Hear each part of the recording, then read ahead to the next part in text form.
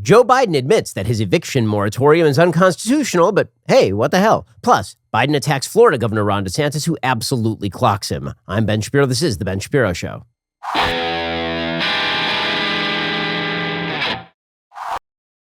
Today's show is sponsored by ExpressVPN. I protect my data with a VPN, so should you. Visit expressvpn.com/Ben. We'll get to all the news in just one moment. First, here is your reminder that the government is spending money that they do not have. And that means eventually they're going to have to either raise taxes or raise the amount of money that they are printing. And when that happens, you are going to want to have your assets at least a little bit diversified away from stocks and bonds and into something like Birch Gold. In their recent budget proposal, the White House Budget Office forecast inflation for 2021 at 2.1%. In June, the actual inflation rate was 5.4%. Inflation is already here, and now you have people from the Federal Reserve saying that it's going to last longer than they originally thought it would. That is not a shock. If you haven't reached out to Birch Gold to diversify part of your IRA or 401k into a precious metals IRA, do it today. Text Ben to 474747. Get a free information kit on protecting your savings with gold. I buy my gold from Birch Gold. They have an A+ rating with the Better Business Bureau, countless 5-star reviews, thousands of happy customers. Give them a call right now. Have them help you safeguard your retirement savings. Text Ben to 474747. Claim your free, no-obligation info kit. Speak with the precious metals expert on holding gold and silver in a tax-sheltered account. Again, text my name, Ben, to 474747. Protect your savings today. Okay, we're going to get to everything COVID-related in just one moment. First, here's your Andrew Cuomo update. There's no update. Nothing has happened. I just want you to recall for a second that Andrew Cuomo, it was known last year, had killed basically all the old people in New York and then covered it up. And the reason I laugh is because you sort of have to laugh when somebody is this blatant about it and gets away with it, and the entire media just continues to massage him. And then it turns out there's this big scandal because he's been sexually harassing the help, whether it's on his campaign or in his campaign offices or whether it's in his gubernatorial office. He's been doing this for years on end. And at the time that all of this was reported, there was talk about, well, maybe we should do something about it. Well, now there's been this report from Letitia James, like 168 pages. And this 168-page report is just replete with Andrew Cuomo not being able to keep his hands off the hired help. And it really is an incredible, incredible thing. The report is very long. It talks about how he's groping people and how he's touching people in an uncomfortable way and how he is then threatening their jobs if they don't sort of reciprocate his feelings and all the rest of this. And remember, Andrew Cuomo's response to these charges after Letitia James, the Attorney General of New York, came out with all of this, his response to all of this was, well, you know, I do touch a lot of people. I'm not kidding, right? Here, just so you recall, here was Andrew Cuomo's little slideshow that he did the other day trying to excuse him grabbing women by the boobs and such. Indeed, there are hundreds, if not thousands, of photos of me using the exact same gesture. I do it with everyone, black and white, young and old, straight and LGBTQ, powerful people, friends, strangers, people who I meet on the street. I mean, I do love that defense, which is like, look, here's a bunch of pictures of me hanging out with Robert De Niro and giving him the old double cheek grab. And here is me with Al Gore giving him a little peck on the cheek. That is exactly the same as that time that I stuffed my hands up a woman's blouse and tried to grab her boobs. Exactly. Like, what the hell is wrong with you? What? Seriously? This is like Lenny from Of Mice and Men using as his defense to strangling a woman to death that he also likes to pet bunnies. No, these are not related things. No, that is not a defense, dude. I mean, the fact that you're like grabbing Charlie Rangel by the back of the neck, Al Pacino style in The Godfather 2, like that does not have anything to say about whether you are grabbing state troopers by the belly and like massaging them and such. It's just an incredible thing. But this guy's going to get away with it. Understand, he's going to get away with it because the Democrats are not going to impeach him. And this does give the lie to the whole Democrats saying for years on end, well, these Republicans, they have no standards. Let's be real about this. No one has had standards since Bill Clinton. Okay, the Democrats had the opportunity to get rid of Bill Clinton over this exact sort of stuff in the late 90s. They decided that his agenda, which, by the way, would have been carried on by Al Gore, but his agenda was more important than standing up for the principle. And so they decided to let Bill Clinton survive And now every politician knows that if you just wait it out long enough, it'll be fine. And you can see it happening in real time. So yesterday, for example, Joe Biden called for Andrew Cuomo to resign. Of course, if Andrew Cuomo says no, he has no actual repercussions in store. Here is Joe Biden calling for Cuomo to resign the other day. Back in March, you said that if the investigation confirmed the allegations against Governor Cuomo, then he should resign. So will you now call on him to resign, given the investigators said the 11 women were credible? I stand by that statement. Are you now calling on him to resign? Yes. And if he doesn't resign, do you believe he should be impeached and removed from office? Let's take one thing at a time here. I think he should resign. I love that response right there. We'll get to it when we get to it, guys. I mean, the actual serious question as to, like, what will you do if he just doesn't leave? He's like, well, here's the thing. We do know. Because Ralph Northam, you'll recall, was also asked to resign by nearly all the Democrats when it turned out that 35 years ago, he dressed in a medical school yearbook in either blackface or a KKK outfit. And you'll remember that everybody said he needs to go. And then there was talk about Justin Fairfax, his lieutenant governor, who'd been accused of sexual misconduct. And people were like, well, maybe he has to go. Both of them are still in office. You can just live it out, right? Everybody knows you can just live it out, right? Jen Psaki she makes this clear. I do also love Jen Psaki's response here. So she was asked specifically, you said that there should be an independent commission to investigate the allegations about Andrew Cuomo. You into like an independent commission for, like Tara Reid and Joe Biden, the allegations against Joe Biden that he sexually harassed somebody back in the 1990s. And she's like, nah, not so much. Yeah, we know. Okay, we all know. Should there be an independent investigation of allegations into the president as there was into Governor Cuomo? Well, first I would say the president has been clear and outspoken about the importance of women being respected and having their voices heard and being allowed to tell their stories and people treating them with respect. That has long been his policy, continues to be his policy. That was heavily litigated during the campaign. I understand you're eager to come back to it, but I don't have anything further other than to repeat that he has called for the governor to resign. We're done here, guys. Now, meanwhile, Bill de Blasio is really out there because one of my favorite things in politics is the absolute utter hatred between Bill de Blasio and Andrew Cuomo. These two ridiculous narcissists despise one another. De Blasio hates Cuomo. Cuomo hates de Blasio. Both have excellent reason to hate each other because they're both extremely hateable. Bill de Blasio does not pull any punches. He's like, not only should Cuomo resign, Cuomo should be criminally charged. And, when Andrew Cuomo says that it's a generational thing, how he talks to people and how he touches people, Bill de Blasio is like, when you stick your hands up somebody's shirt, that's not really generational. Points to Bill de Blasio, that weird old communist. The whole thing has been so painful. When you read this report, 11 women systematically wronged, 11 women affronted by a powerful guy who could crush their career and their reputation. And he's the kind of guy that everyone assumes would if you crossed him. Putting your hand up a woman's shirt and touching their breast is not generational. I know plenty of guys who are older who would never in a million years do that. Bill de Blasio makes a good point. I know that is a sentence that has never left my lips before, nor will it ever again, in all likelihood, but his point is well taken. Final point with regard to Andrew Cuomo before we move on. It is incredible that Chris Cuomo is going to retain his job at CNN. It is just unbelievable. He spent all of last year talking up his brother's response to COVID, which, again, New York has the second worst death per million ratio in the nation. It goes New Jersey and then New York. Okay, and Chris spent every waking moment talking up how wonderful his brother was. Listen, I get he's your brother. I do. Really, I do. But if you're going to pretend to be an objective journalist, you don't get to do that. So he talked up his brother's COVID response.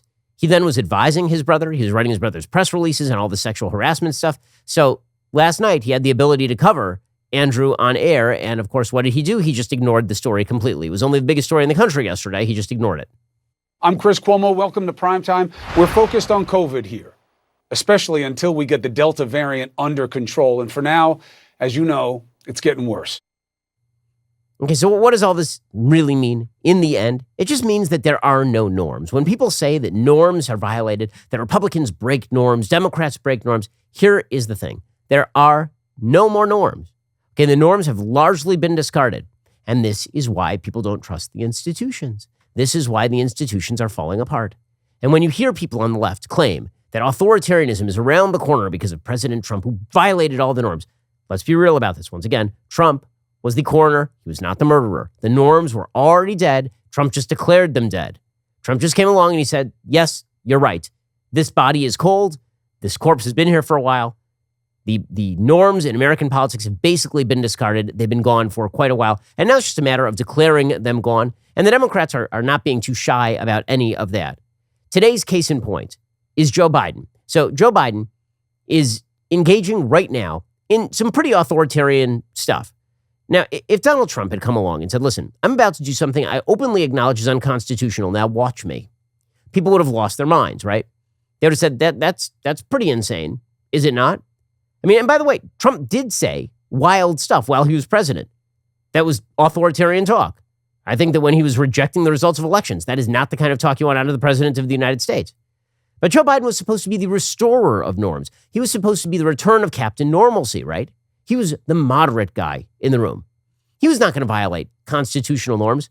Well, just like his predecessor in the Democratic Party, Barack Obama, he has now said that he is just going to acknowledge openly that things are unconstitutional and then do them anyway. So you'll recall that Barack Obama said over and over and over again that he could not, from the executive office, simply declare amnesty for the so-called dreamers. He said it dozens of times. And then he was like, well, maybe I'll just do it anyway. Well, now Joe Biden is doing the exact same thing with regard to a new CDC moratorium on evictions. All right, so Biden had been talking about the possibility of a brand new CDC eviction moratorium. Now, recall, the CDC has no statutory power to simply determine that landlords all over the United States have to forfeit their rents.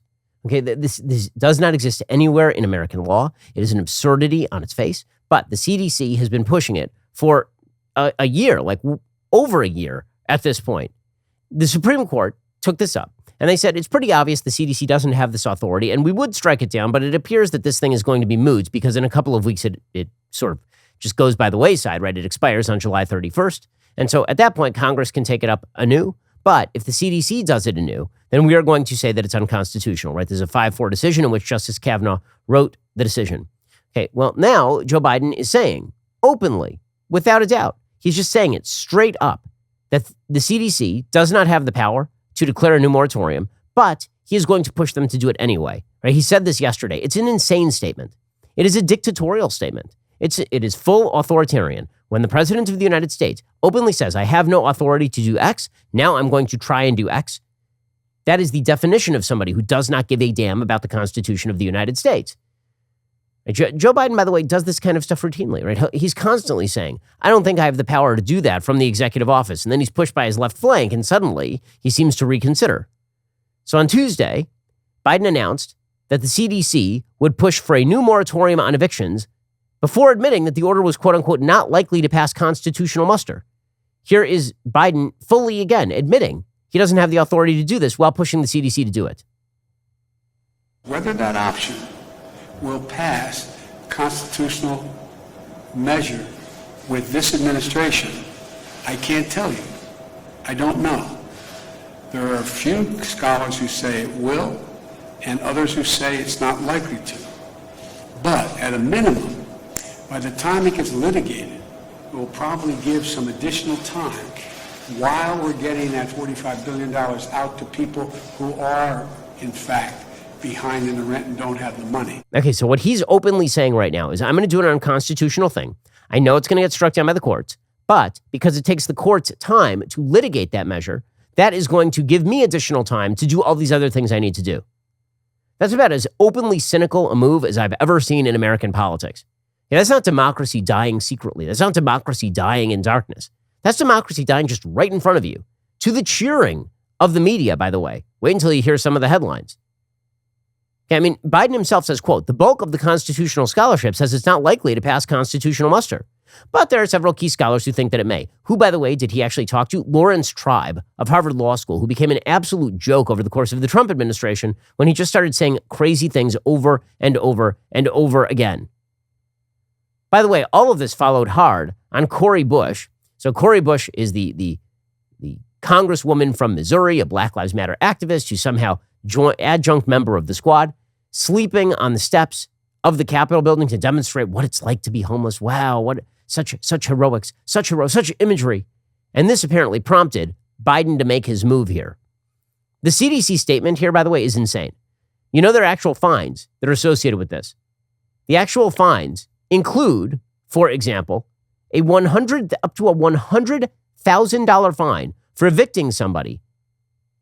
Okay, I don't understand where the CDC gets this authority. I really don't. How? Under what auspices? Like punishing people with $100,000 fines? How? But apparently, those are the criminal penalties. I'm reading from the CDC order right now. Under 18 U.S. Code 3559, a person violating this order may be subject to a fine of no more than $100,000 or 1 year in jail or both if the violation does not result in a death, or a fine of no more than $250,000 or 1 year in jail or both if the violation results in a death as otherwise provided by law. An organization violating this order may be subject to a fine of no more than $200,000 per event if the violation does not result in a death, or $500,000 per event if the violation results in a death. I don't know what it means for it to result in a death. So what happens? You evict somebody, and then they can't find a place that they want to rent, and then they just die? Like, what does that actually mean? Is the little match girl out on the street? What are we talking about here? But bottom line here is it really doesn't matter. The bigger story here is that the CDC is just doing openly unconstitutional things at Biden's behest, and apparently nobody seems to give a hot damn for even a second. And then the norms crowd is going to lecture us? Then we're going to get lectures from the norms crowd about Republicans and how Republicans violate norms and how Republicans are the true authoritarians? Really? We'll get to more of this in just 1 second. First, let's talk about a simple fact. When you are at the office, you are sitting on an office chair much of the day. That office chair is likely giving you back pain. It's giving you hip pain. What you need is the greatest of all office chairs. I, of course, am talking about the X chair. It's like direct from God, the X chair. The X chair can give you a massage while you're sitting at your desk. It can warm your back on cold mornings. It can cool you off on hot days. Elemax temperature regulation will take your seating comfort to a whole new level. Patent pending Elemax allows you to experience cooling, heat, and massage in your low back. X-Chair's patented dynamic variable lumbar support was already best in class with incredible responsive low back support. Now, with Elemax, your comfort is guaranteed. You won't believe the difference until you feel it for yourself. I can just tell you that the X-Chair in our offices, we've got our producers basically in pitched battles with one another over who gets to sit in the magnificent X-Chair. Go to xchairshapiro.com right now. That is the letter X. chairshapiro.com or call 1-844-4XChair for $100 off your order. XChair has a 30-day guarantee of complete comfort. You can finance your purchase for as little as $30 a month. Go to xchairshapiro.com right now. Use code XWheels for free XWheel blade casters. That's xchairshapiro.com. Once more, xchairshapiro.com right now. Use code XWheels for free XWheel blade casters as well. And again, there's all sorts of other deals when you call 1-844-4XChair or visit xchairshapiro.com right this very minute. And you should get the chair anyway because it's just fantastic. Okay, so Jen Psaki basically admits this. She's like, yeah, it might be unconstitutional, but here's the thing, no one cares. What's the White House's message then to Americans who heard what happened yesterday, heard what was said at this podium on Monday, can't square the two and are now disappointed that the president is signaling that he doesn't respect the rule of law? I'm not sure there are Americans evaluating it to that degree. Maybe there are some you have talked to. I don't know. What the president has, his message to the American people, especially those who are concerned about losing their homes, being kicked out of their homes, is that he's going to do everything in his power to make sure they can stay in their homes. That's the whole thing. That's the whole thing. So long as he signals that he is willing to do something, even if the something he is doing is authoritarian and violates all the rules, that's all that matters in the end. Because as I've been discussing the past several weeks, Americans at this point have a bias toward action, even if that means violating all of the rules, which is a really scary precondition to actual authoritarian dictatorship. This is what authoritarians do. Authoritarians say, I can't get it done using the complex system I've been given with the checks and the balances and the legislature and all this. So I'm just going to do what you, the people, want. The people. Yes, that's my Bane voice from Dark Knight Rises, because that's what this is. Right? They're handing power back to you, the people. That's all that matters. So long as you are fine with him violating the Constitution, the constitutional violation, poof, it just doesn't matter anymore at all. And the media celebrate this kind of stuff. Democracy dies in darkness. The Washington Post. Here was their headline from The Fix. This is Aaron Blake. Biden's novel evictions defense. Maybe it's illegal, but it's worth it. Yeah, we noticed. We noticed. Maybe it's illegal, but it's worth it is a hell of a statement for a president of the United States to be making and for the Washington Post to be quasi-celebrating. Early last decade, then President Barack Obama and Congress were in a standoff, says Aaron Blake. Obama badly wanted Congress to pass long-failed comprehensive immigration reform, but allies called for him to do something himself. His repeated response, I can't. I'm not a king. I'm not an emperor. The old constitutional law professor wanted to force Congress to do things the old-fashioned, more robust ways. But when Congress continued to stall, he did something himself anyway, twice. The lessons of this apparently weren't learned by his VP, Joe Biden, and Biden's new administration, or, if they were, the lesson was apparently that it was a gambit worth repeating. It's a heck of a way to do the country's business, and Biden arguably took it even further than Obama did. The previous moratorium on evictions had lapsed a few days previously. The administration wanted Congress to do something about it. They had good reason. It appeared Congress had to do something because the Supreme Court had already ruled on all of this. But now, because the CDC points to the Delta variant, now they get to say that they are going to extend the moratorium. By the way, again, it is dictatorial stuff that the CDC was able to extend moratoria in the first place. That's nuts. Why exactly does the CDC get to say, in the middle of us blowing money out the door, at no time in human history, seriously, no time in human, you understand, last year Americans ended the year on average with more savings than they had at the beginning of the year, in the middle of a pandemic. The one group of people who got absolutely jacked were the people who own the buildings.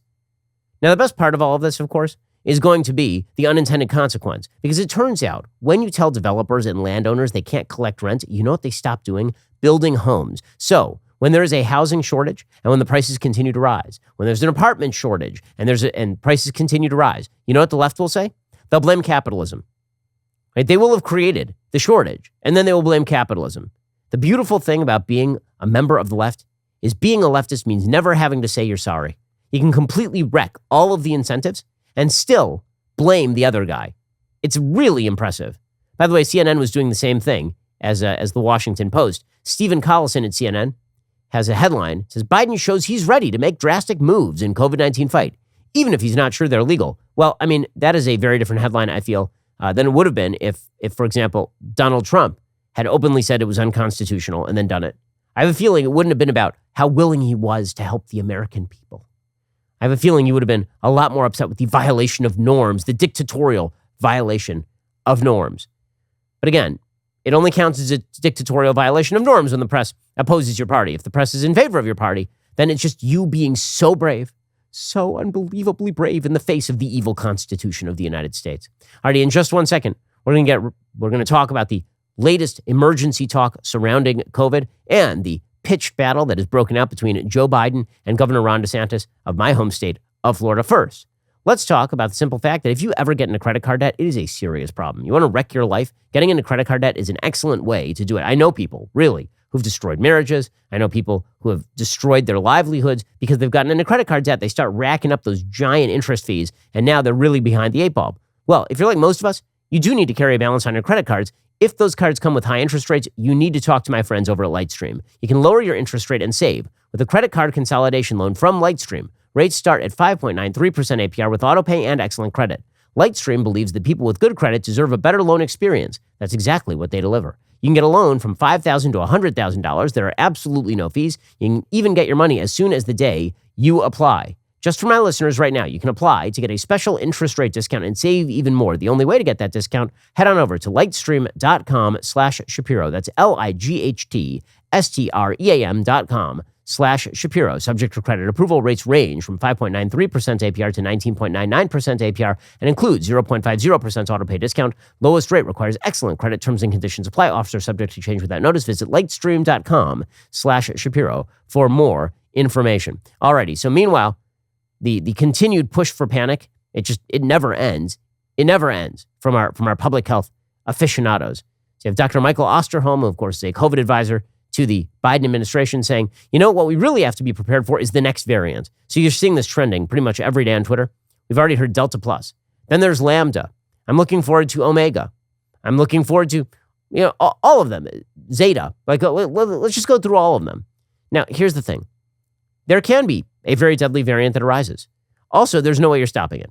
Just pointing this out. The last Delta variant, the Delta variant itself started in India. Okay, before that, there was a lot of worry about the Brazilian variant.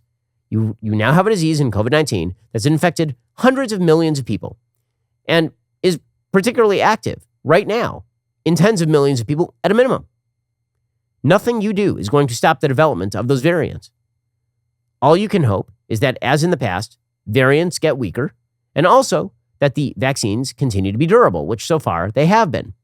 The talk about how we have to worry about the next variant and this requires masking endlessly is just an argument essentially for forever masking and forever social distancing. That's what Dr. Michael Osterholm is doing right here. Here he goes.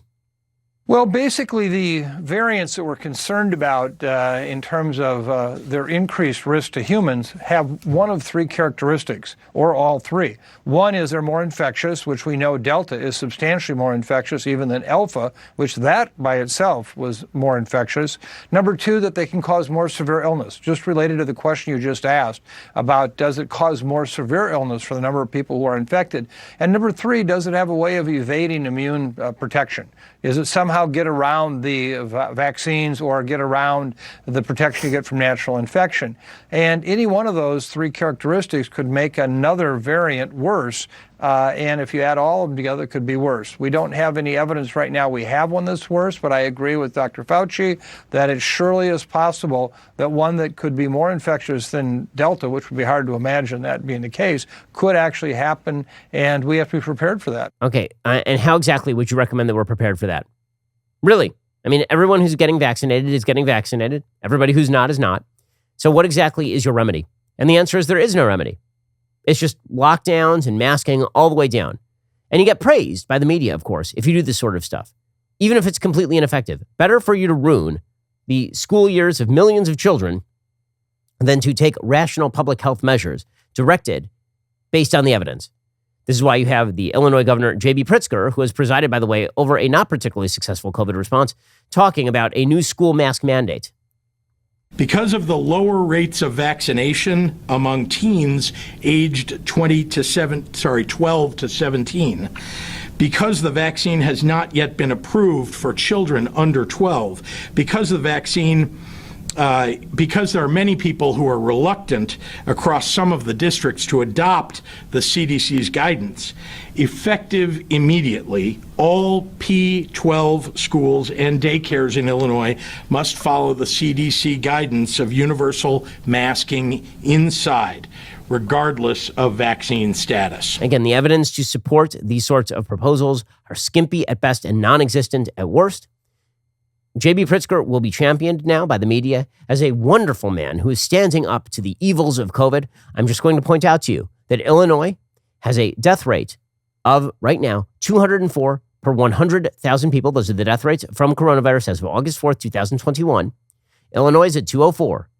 The much maligned Florida is currently at 184, meaning that Florida has outperformed Illinois by leaps and bounds and is a much older state to boot. Okay, but that's not stopping Joe Biden from going after Ron DeSantis. So here's the thing. Just like early on in the pandemic, everybody was very angry on the left at Sweden because Sweden wasn't doing it the way you were supposed to with the giant lockdowns and the mask mandates and everybody go in your house and stay in your house until the government tells you what to do. Instead, Sweden was like, okay, listen, if you're vulnerable and if you're old, then we should take precautions to help you. And if not, you should probably get back to work. Because Sweden took that perspective, this made them the envy of the world. There were a lot of people out there hating on Sweden. Even though, by the way, the Swedes, that's a democracy. They can do exactly what they want. Well, Florida is now the latest example, and really has been since the beginning of the pandemic. If all you saw was the media coverage of Florida, you would think Florida easily has the worst deaths per million ratio in the United States, right? I mean, clearly.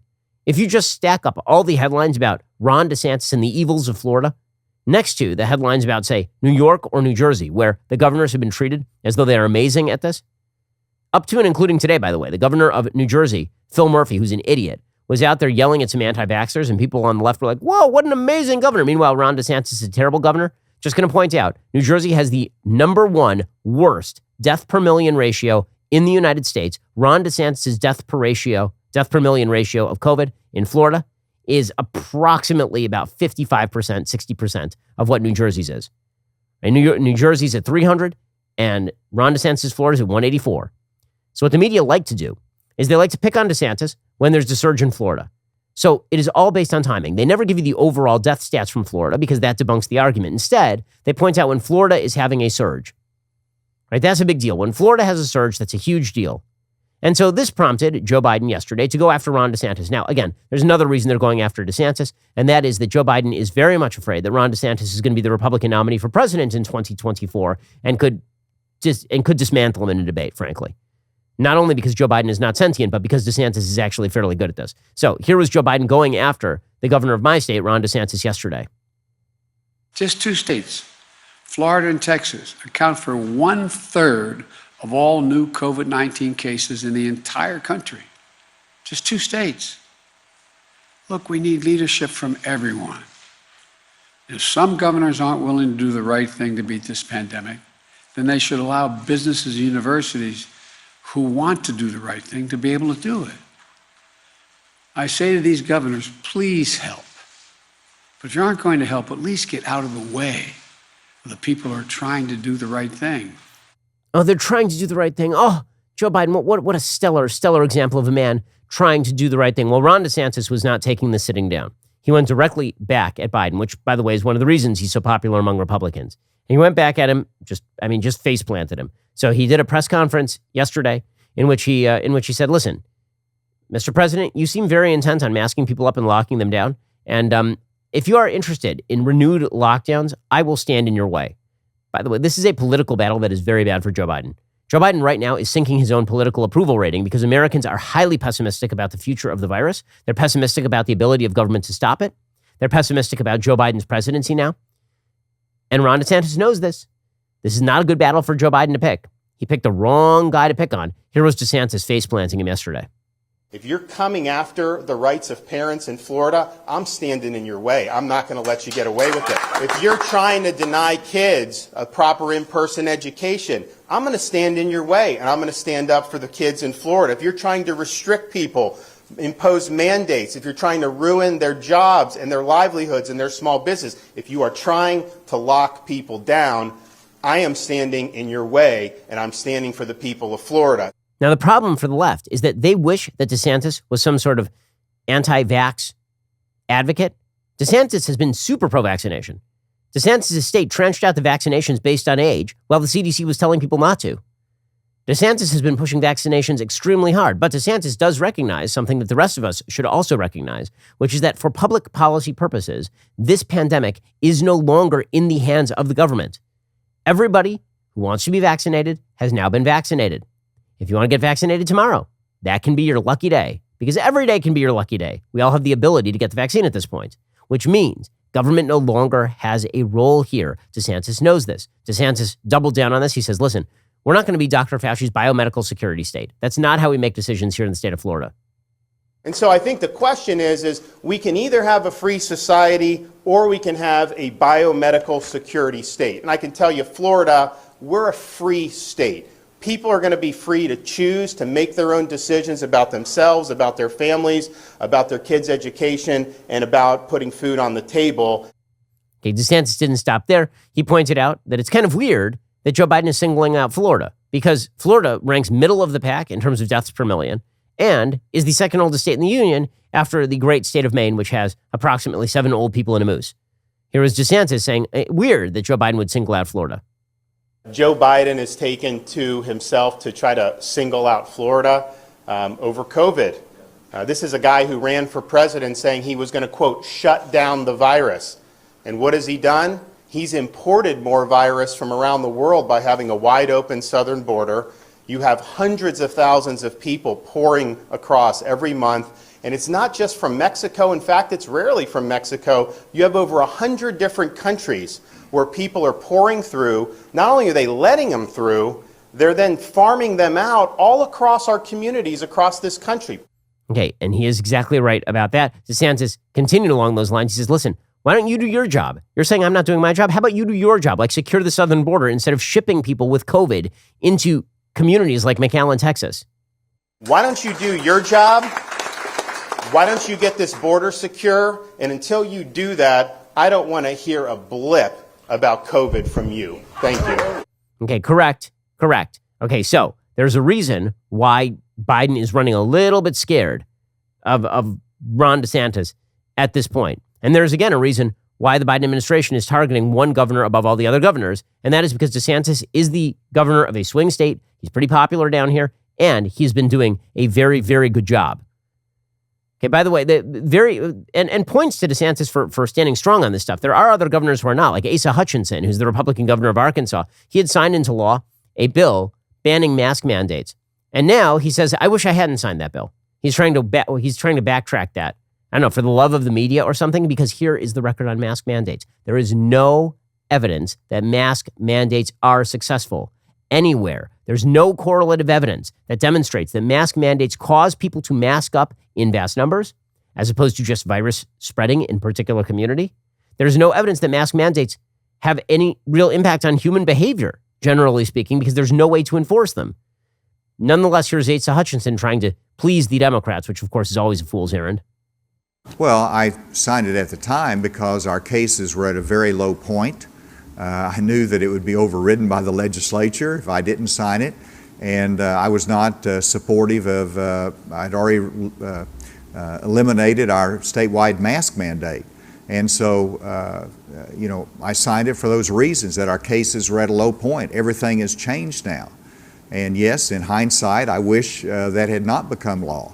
But it is the law, and the only chance we have is either to amend it or for the courts to say that it has an unconstitutional foundation. Okay, even scientists like Scott Gottlieb are saying that masks themselves, when it comes to the Delta variant, are not going to be the key method of killing the virus's spread. The key method of killing the virus's spread is going to be vaccination. That's it. By the way, we've already hit the downslope of R for Delta in states including Arkansas, apparently, as well as Missouri. And soon we'll hit it in Florida. And it'll be fun to watch how it just disappears from the media's radar. How the media will have been, look at this terrible surge in Florida. It's so terrible. It's the end of the world. And then we'll hit the downside of the surge and we'll move on. And then in the winter, there will be a surge in New York because it will get cold outside and people will go indoors and the media will just kind of ignore it. And the truth is that the lack of understanding of basic human behavior by the media is pretty astonishing. And the willingness to believe the myth that the only people who are not vaccinating at this point are kooky Fox News watchers. That's also really weird. We'll get to that in just 1 second because there is one, it's the clip of the day. Okay, it is from a Boston mayor. Her name is Kim Janey. Okay, she's the black interim mayor because she took the place of somebody who joined the Biden administration. And this black Democratic mayor of Boston is saying things about vaccine mandates that are significantly wilder than anything Republicans are saying, but I don't see Joe Biden attacking her. And there's a reason for that.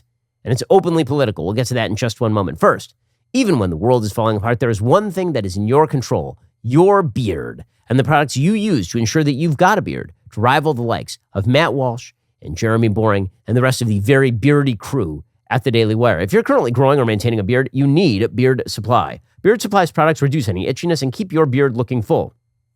Not only will they tame your beard, they're all natural and handcrafted here in the United States of America, because you need your beard to be as American as humanly possible. For a limited time, Beard Supply is offering a buy one, get one free on their beard oils. It ends this week. Go to beardsupply.com, buy 2 beard oils for the price of 1. Mix and match different scents or stock up on a classic. This is your last chance to take advantage of this special offer. So head on over to beardsupply.com, buy 1 oil, get a second one free. That's beardsupply.com. Go check them out right now. Beardsupply.com.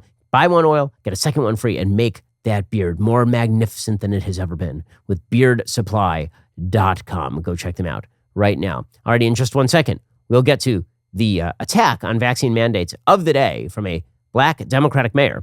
First, you may have noticed that things are getting pretty ugly out there. I have a book called The Authoritarian Moment about the rise of authoritarianism in the United States, left-wing authoritarianism in our institutions, the takeover of all of these institutions by the woke. And you may have noticed that the president of the United States is openly saying that he's going to do unconstitutional stuff, and the media are cheering him.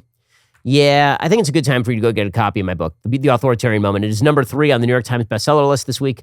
It's number 4 on the Amazon bestseller list this week. Tens of thousands of people have already bought it. Become one of them. It is time to learn how to say no to tyrannical government. The Authoritarian Moment is now available at Amazon, Barnes & Noble, or any other major bookseller. Go get your copy right now. Leave a 5-star review. Let others know that this book is worth their time.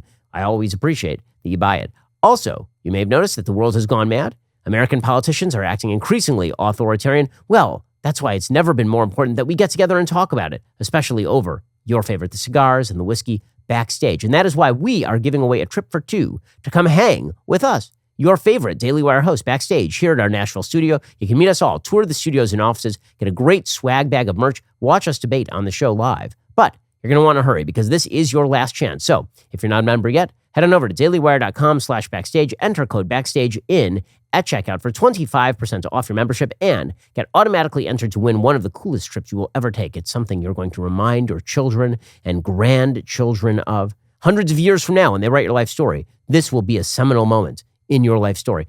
We are taking our last entries tomorrow, Friday, August 6th. This is really your last chance to come hang with us backstage. So again, head on over to dailywire.com/subscribe with code backstage. Get 25% off your membership and a chance to win the ultimate backstage experience. I'm also going to recommend one more thing today, and that is that you check out our newest podcast, Morning Wire. It's been topping the Apple and Spotify charts since its recent release.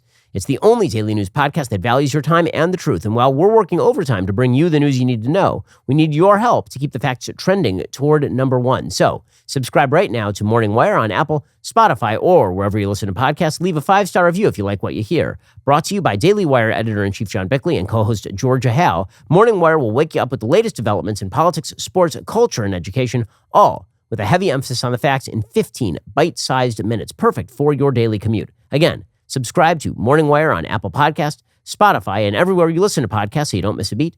And if you like what you hear, leave a 5-star review. Tell the podcast platforms conservative news belongs at number one on the charts. You are listening to the largest, fastest growing conservative podcast and radio show in the nation.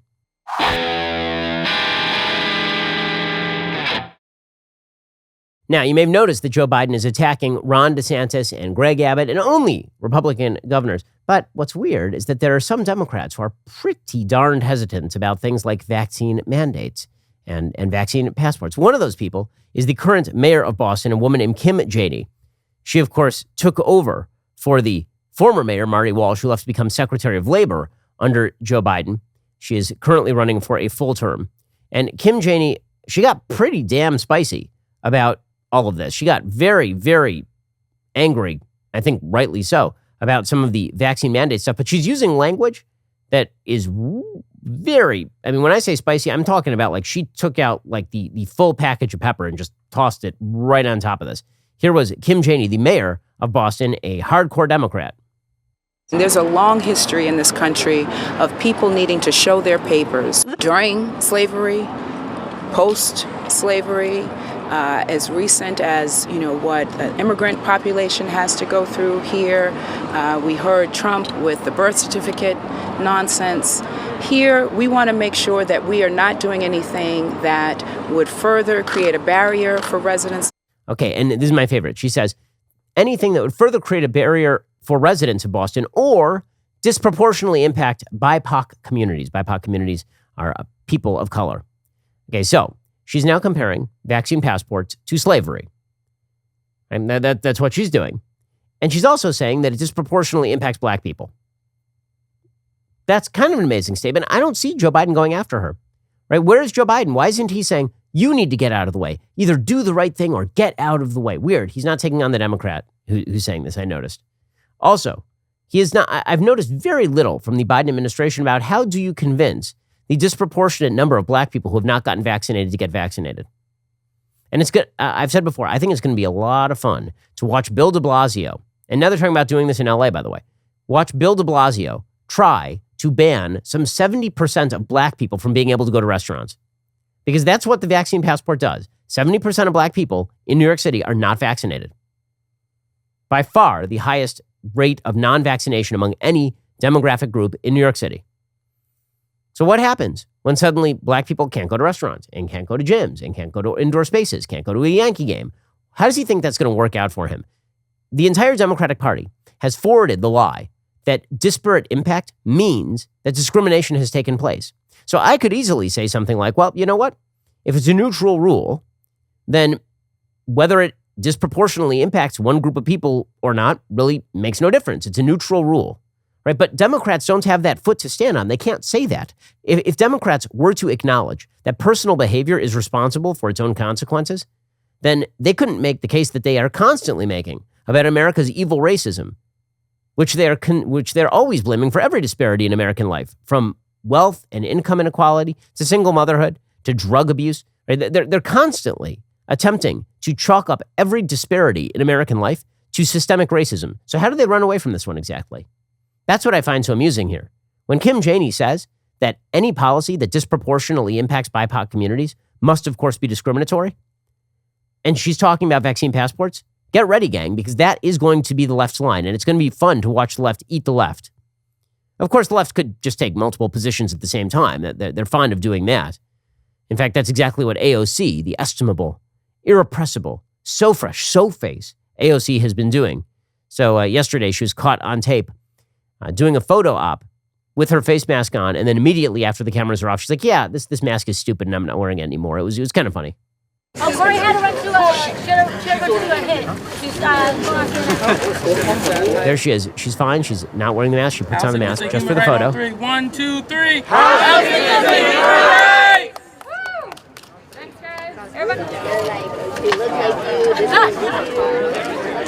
Whoops.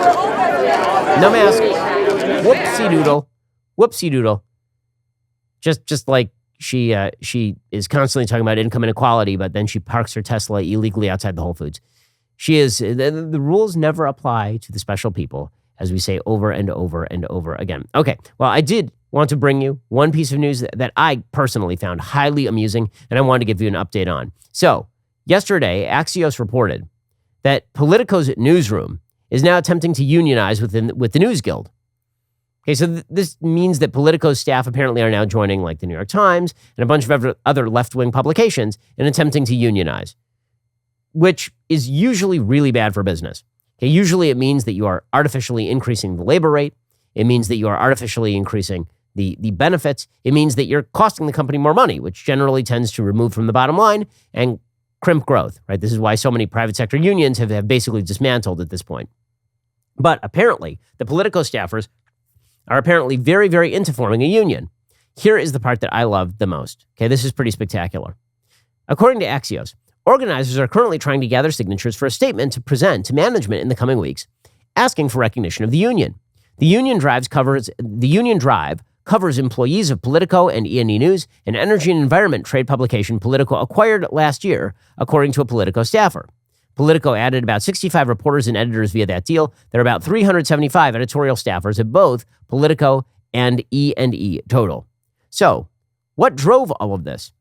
According to Axios, sources say several factors have pushed employees to seek union support when bartering with management, including the company's handling of internal pushback against having Daily Wire editor Ben Shapiro guest host Politico's flagship newsletter product playbook earlier this year. Remember earlier this year, they asked me to write their playbook? Right? It's like a kind of obscure insider Washington, D.C. newsletter. I wrote it. Like Don Lemon had written it the same week. They just had basically a rotation of various political actors writing the Politico playbook. I wrote it. 200 staffers got on the phone with the bosses. Apparently, this provided the impetus for unionization at Politico. And let me just say, I couldn't be happier. Last year, the National Labor Relations Board accused me of being too anti-union and tried to file some sort of lawsuit against me. That ended up going away pretty quickly. But let me just say, I'm very pro this union. In fact, I'm happy to be the Politico employee union rep. I'm like the Samuel Gompers of Politico. And I take my rightful mantle here as the union leader over at Politico. I'm amused that my very presence in Politico allowed for the development of the possibility of a union over there. Man, all I do is apparently just like accidentally destroy left-wing institutions. All I do. Pretty spectacular stuff. Alrighty, we'll be back here later today with an additional hour of content coming up soon. The Matt Walsh Show airs at 1:30 p.m. Eastern. Be sure to check it out over at dailywire.com. I'm Ben Shapiro. This is The Ben Shapiro Show.